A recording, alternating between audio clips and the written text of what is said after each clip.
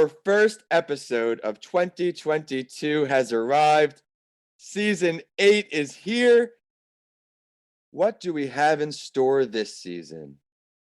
His first memory was that of genocide, hiding in his neighbor's basement and crying in his grandmother's lap before passing out as a handkerchief was placed over his mouth for fear of being heard. This led to years of silence, which was finally broken at the tender age of 4. Living through trauma and experiencing his parents' abusive and violent relationship in the years that followed meant he felt unsafe and suffered loneliness for most of his life. In his 20s, this manifested into mental illness, addiction, and a fear of intimacy, which compounded his sense of isolation and led to emotionally unavailable partnerships that were doomed to fail. This Tamil-born Australian wants to share his story to help you on your journey. But before I bring him on, let's hear how he podcasts. Nero, which platform do you stream your shows through?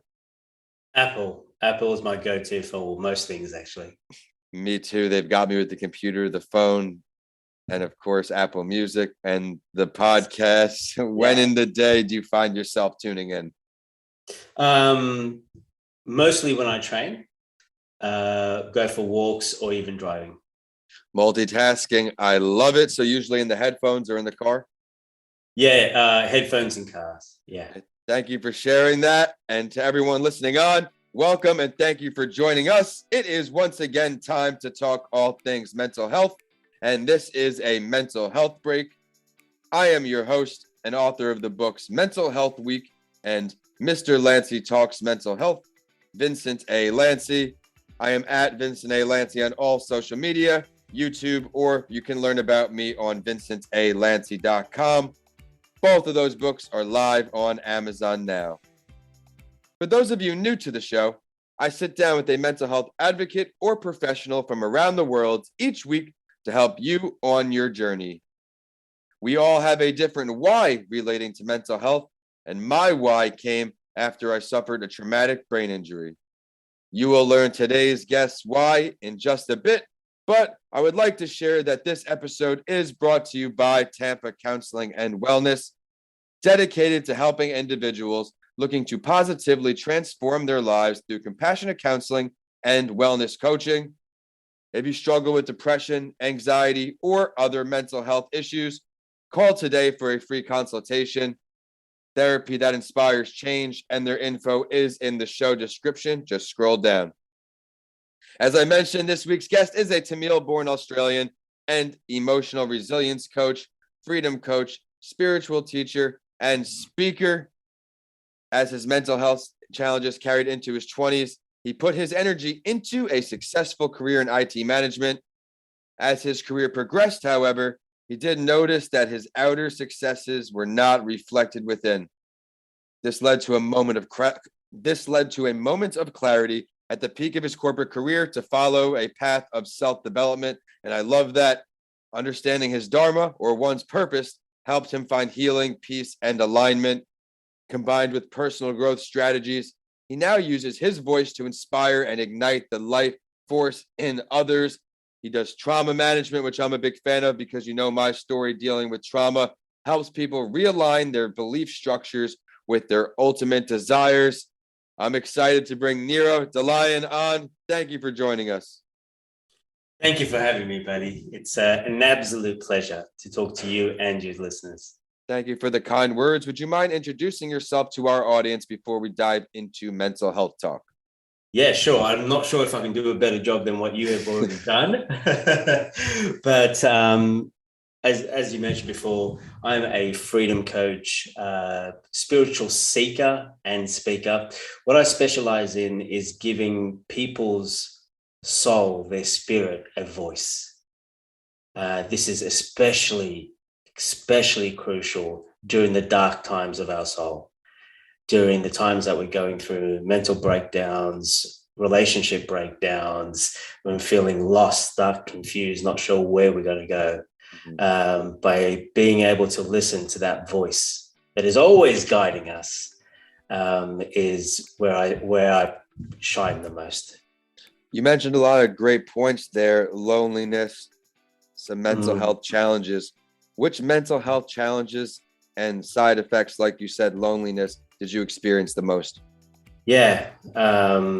So anxiety was a big part, and like crippling panic attack anxieties, PTSD from a lot of it coming from my childhood.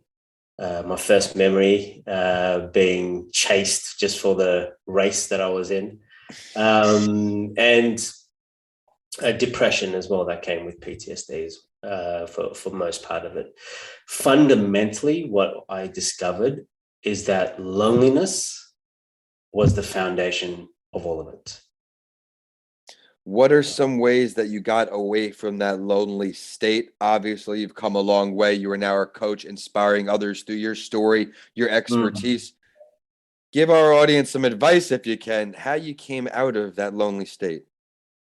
I came out of it by going into it. A lot of us actually are afraid of stepping into our darkness. In my particular situation, is that my loneliness was trying to tell me something. Mhm. Um, when I'm speaking to people, they may not connect with being lonely. They might say, "Hey, Nero, I've got lots of friends. I've got family all around me." How I describe loneliness is not being understood. And often it's us that don't understand us. And that's probably the deeper form of loneliness. I like that. I describe loneliness as not being understood. I've never heard it put like that. Thank you for bringing that unique perspective to the show. I think there's going to be a lot of value here. While we're on the topic of advice, I might as well ask you for some more. What are some things you do on a short-term and long-term basis to improve your mental health? Some tips you can throw our listeners' way. Yeah, look, I meditate every single day. I'm a different human being if I don't meditate. I meditate single day, and I wouldn't be where I am today if it wasn't for my teachers, my gurus, my coaches. These external forces, great forces, these two elements put together, one alone is not going to be enough. All right. These two forces put together is what created a lot of what I'm doing right now. Thank you for highlighting that, where you said mentors, teachers, coaches. We can't do this on our own. He's saying meditation works well for him. For some people, therapy. He's saying coaches, but another form of that arena, if you will, would be therapy. Give that a try. Remember, therapy is not one size fits all. Just because you don't have a good vibe with your current therapist or your first time seeing someone, there are a lot of other therapists out there. Remember, our show sponsor is Tampa Counseling and Wellness. He works with meditation. Something that works well for me is fitness. We're recording this right now at 6 a.m. my time. He's in Australia, but I already went to the gym at about 3:30 this morning, came back home, did a little work before and after. That's my mental health day, mental health regimen, excuse me, mental health medicine, I could say, where you say you don't feel the same if you don't meditate. That's how I feel if I don't exercise. Yeah. Oh, by the way, I've got an exercise routine as well. Right. Excellent. That is a must. That's the fastest way to change our biochemistry. And I think something that helps me as well as I don't just set professional goals, I also have fitness goals and personal goals. And these things I found to keep me overall mentally healthy because as an entrepreneur, my days are always 6 days a week, lengthy days, and I run myself down. But finding ways to balance it, I think, is key. And I'm sure you can agree there. Oh, 100%. Rituals is what I call it. Yes. Rituals or habits or routines is absolutely crucial, not just for mental health, but also for the expansion of who you are. Of expansion of who you are. I'm putting that in my notes for when this episode goes live. I really appreciate the value you're bringing to these listeners today, Nero. Thank you. I'd now like to dive into when you decided to start taking a stance for mental health advocacy, or when you switched over to the career path that you're currently on. You knew it was time to spread more awareness for mental health. What was that turning point? I can't say there was one particular turning point, but if I was going to sum everything up, for most of my life, I was in a stage that I did not want to wake up. Mhm. every night I went to bed, there was a part of me that was praying that tomorrow wouldn't come. And I think, you might be able to relate, or a lot of your listeners will be able to relate. I think that everyone's story is different, but when we all go through these downs, like you just described it, that will resonate with them no matter which adversity they're facing.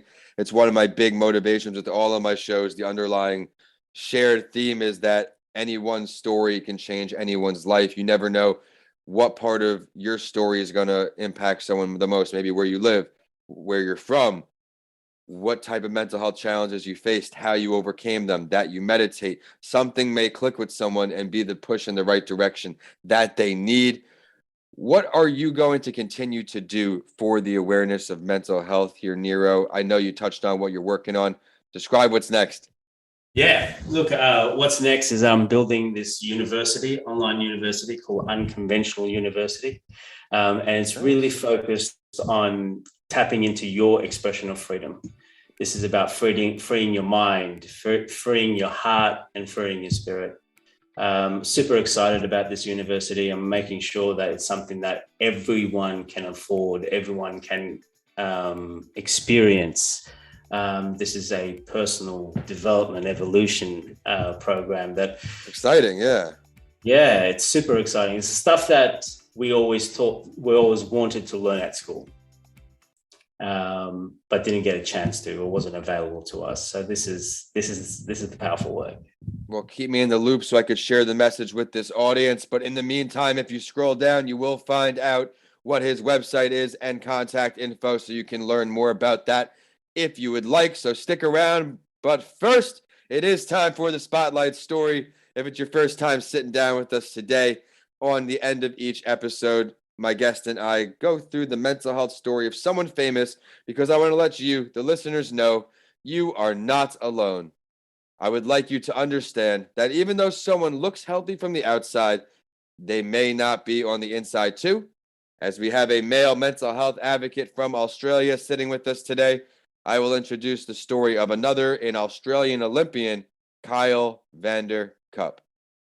I want to share a series of quotes from this interview with him because I think they're all extremely powerful, and then we'll talk mental health. I still hold the Australian record for the fastest men's 110-meter hurdles. At the World Champs, I became fifth in the final, and the next year I made an Olympic final in Atlanta. So the mid-90s was when I hit my best. I was able to win 12 national titles spanning from 92 to 06. 8 of those were consecutive. I decided to share who he was first because, like me, I did not know before I read up on this story who he was. But now this is where it gets to the mental health. In 2004, I was pushing my body and mind to the max. I had hit a bit of a rough patch with a relationship that ended in February of 04. In that 04 season, I'd won the national title, but I'd missed the Olympic qualifying time by 1/10 of a second. That meant I had to go to Europe and keep trying. I had to fund that myself, and that put me under more pressure. At the time, I really wanted to meet my biological mom. So he had a lot going on, but he didn't give up. He knew a professor who worked closely with Beyond Blue and gave her a call. Let's have a good chat about how you're feeling, what's happening, and I want to guide you. I wanted to include this part because I want you to know that it is okay to talk to somebody. It is nothing to be ashamed of. And as we touched on therapy before, it may just be what's right for you. Here's what he said since he started seeing therapy. I've learned a lot since becoming a Beyond Blue ambassador. Depression can happen to anyone. It's different for everyone, and there are a lot of different ways it can be treated. It's something people don't feel comfortable talking about, but when I've shared my story, it's helped a lot of people, and I've had feedback like, quote, "It was great to hear that you went through that and got through it." I think that will help break the barriers. He's doing a lot of work with mentoring right now to be a mentor, give back through his experience, and his daughter looks up to him as, quote, "a real role model." What do you take away from this, Nero? From Kyle's story, Kyle really has what we call the winner's mindset. There are two main mindsets that we work on. Some people approach life to win. Other people approach life not to lose. right? Kyle really has this winner's mindset of like, a winner's mindset. We know that we're going to hit hurdles. We know we're going to fall. We know we're going to fail, but can we still keep moving forward? And that's the difference between not losing and winning, fighting to win. Well, I think you have that winner's mentality. So thank you for sharing that analysis on the Spotlight story. And thank you so much for taking the time to sit down with us today. I love how you just really exemplify the never give up. That's what I stand for. You went through all this trauma at such a young age. You had every reason to roll over and quit and not do anything, but you're instead empowering others through your crazy experiences. Just how you're so intense and passionate about it. I really appreciate that because I know that our listeners will too. Of course, your ambition with building the university, that's something that's going to help a lot of people, and letting everybody know that's suffering from PTSD and loneliness that you are not alone. Please now let everybody know your last word. Uh, Whatever anyone's going through right now, whether it's my story or any other story, know that there are ways to get help. There are, where you are right now doesn't have to be where their story ends. Failure is only determined by when you end your story.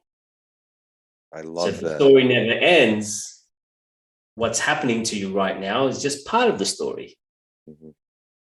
Right. The optimism is very much appreciated because that's what's going to push everybody through. Now, where can everybody find you? Yeah, so you can go to unconventional.com on the website. In social media, it's b.unconventional. Now, unconventional is spelt with a K, not a C, just to make it a little bit unconventional. Thank you for sharing that, everyone. Be sure to check out what he has to offer. He has a lot of great value waiting for you. And be sure to check us out online. We are at A Mental Health Break on LinkedIn, Instagram, and Facebook. But on Twitter, we are at Podcast by Lancey because of the character limit. But at least you get updates from all of the shows. I am at Vincent A. Lancey for all social media, YouTube, and my website is vincentalancy.com.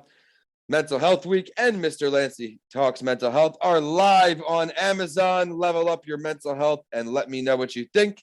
Thank you for tuning in. We will see you next week on A Mental Health Break. Nero, thank you for stopping by. Thank you.